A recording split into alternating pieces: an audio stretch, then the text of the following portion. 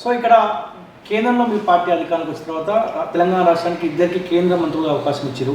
Karimnagar MP Bandi Sanjay Kumar గారికి, Secunderabad MP already కేంద్ర మంత్రిగా ఉన్న కిషన్ రెడ్డికి ఆయనకు ఇచ్చినారు. సో తెలంగాణకు ప్రాధాన్యత దక్కింది అనుకోవచ్చా ఇద్దరు కేంద్ర మంత్రులు ఇవ్వడంతో? ఖచ్చితంగా అండి. భారతీయ జనతా పార్టీలో ఒకటి ఏంటంటే యూనిఫార్మిటీ ఉంటుంది.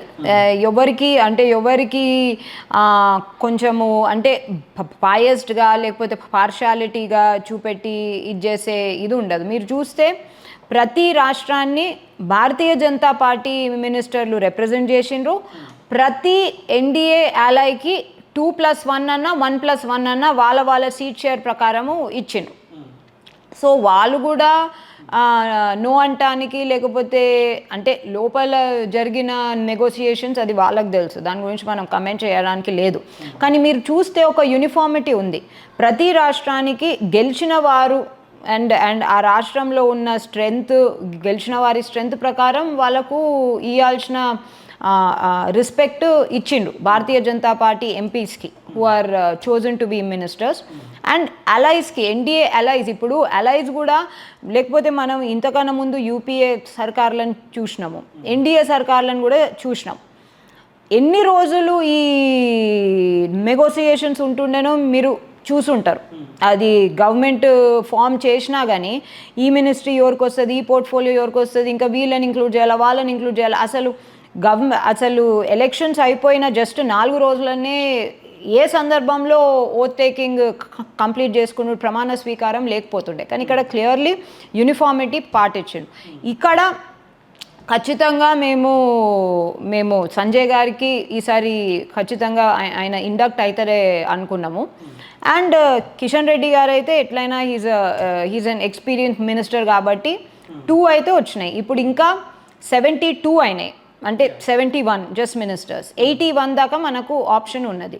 సో ఇంకో 10 ఒకవేళ ఎక్స్పాన్షన్ గిట్లా అయితే ఇంకో 10 పొజిషన్స్లలో ఎలాగో డిస్ట్రిబ్యూట్ చేస్తారో will have to see.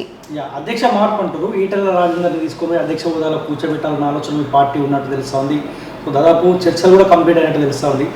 So Etela అధ్యక్ష హోదాలో కనుక ఒకవేళ కూర్చుంటే ఇంకేమైనా పరిణామాలు మారుతాయా? బీజేపీ ఊపందుకునే అవకాశం ఏమైనా ఉంటుందా? సో ఈటల సూటబుల్ పర్సన్ అని మీరు అనుకుంటా ఉన్నారు అధ్యక్ష హోదాకి?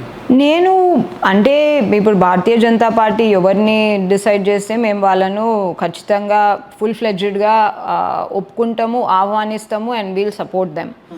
అండ్ ఈటల రాజేందర్ గారికి అడ్మినిస్ట్రేటివ్లీ అండ్ అడ్మినిస్ట్రేషన్ కన్నా ఎక్కువ పొలిటికలీ చాలా ఎక్స్పీరియన్స్ ఉంది. సో ఆ పొలిటికల్ ఎక్స్పీరియన్స్, ఉద్యమ ఎక్స్పీరియన్స్, బీఆర్ఎస్తో కూడా పనిచేసిన ఎక్స్పీరియన్స్, అంటే ప్రతి ఆర్గనైజేషన్కి ఒక డిఫరెంట్ ఫ్లేవర్ ఉంటుంది. అంటే ఇంటర్నల్ కెమిస్ట్రీ అంటాం. బీఆర్ఎస్తో కూడా పనిచేసిన కెమిస్ట్రీ ఖచ్చితంగా యూస్ఫుల్లే అవుతుంది. ఆయన politically he's experience and administrative capability కూడా ఉంది. కాబట్టి భారతీయ జనతా పార్టీ ఎవరిని ఇది చేస్తే మేము వాళ్ళని ఖచ్చితంగా ఒప్పుకుంటాం. ఓకే, ఎంపీ ఎలక్షన్ల కంటే ముందు తెలంగాణ రాష్ట్రంలో ఒక బలమైన చర్చ జరిగింది. సో కాంగ్రెస్ పార్టీని ఏ క్షణమైనా కూల్ చేసే అవకాశం ఉంటున్న చర్చతో పాటు రిజల్ట్స్ తర్వాత పెద్ద ఎత్తున రాజకీయ పరిణామాలు జరగబోతూ ఉన్నాయి. సో బీజేపీ కాంగ్రెస్ పార్టీకి సంబంధించిన కొంతమంది ఎమ్మెల్యేలు లాక్కోబోతూ ఉన్నది. సో ఎక్కడైతే భారతీయ జనతా పార్టీ కొన్ని రాష్ట్రాల్లో ఇబ్బందికర పరిస్థితులు క్రియేట్ చేసిందో రాష్ట్రంలో కూడా అటువంటి పరిస్థితులు వచ్చే అవకాశం ఉందని చర్చ జరిగింది. నిజంగా అటువంటి పరిస్థితులు ఏమైనా జరగబోతా ఉన్నాయి? కాంగ్రెస్ పార్టీకి ఇబ్బందికర పరిస్థితులు ఏమన్నా బీజేపీ తేబోతుందా?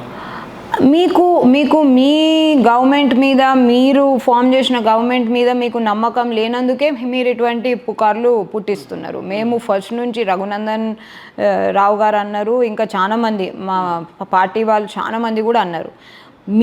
మీకున్న భయం, నేను అదే అన్నా కూడా, ఇన్సెక్యూరిటీ అండ్ ఇన్ఫీరియారిటీ కాంప్లెక్స్ అంటారు.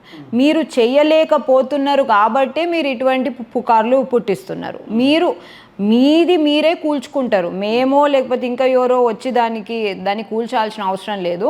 అందుకోసము మీరు ఈ కూల్చేసుడు లేకపోతే లేపేసుడు వీటి గురించి ఆపేస్తేనే మీరు బాగుపడి మీరు ప్రజల కోసము, అంటే మిమ్మల్ని ఎన్నుకున్నందుకు మీరేమన్నా చేయగలుగుతారు అని చెప్పేసి అప్పుడు అన్నాము, ఇప్పుడు కూడా అంటున్నాం. సో ఇప్పుడు మీరు కూల్చడానికి మాకు ఆస్కారం ఇవ్వకపోతే మేము ట్రై కూడా చేయం కదా. ఎవరు కూడా ట్రై చేయరు. అండ్ ఇప్పుడు మేము క్లియర్గా బాహాటంగా చెప్పేసినాము, మీ కాల్ మీద మీరే కొట్టుకుంటారు కానీ మా సపోర్ట్ ఏం అవసరం లేదు దానికి అని చెప్పేసి. ఓకే.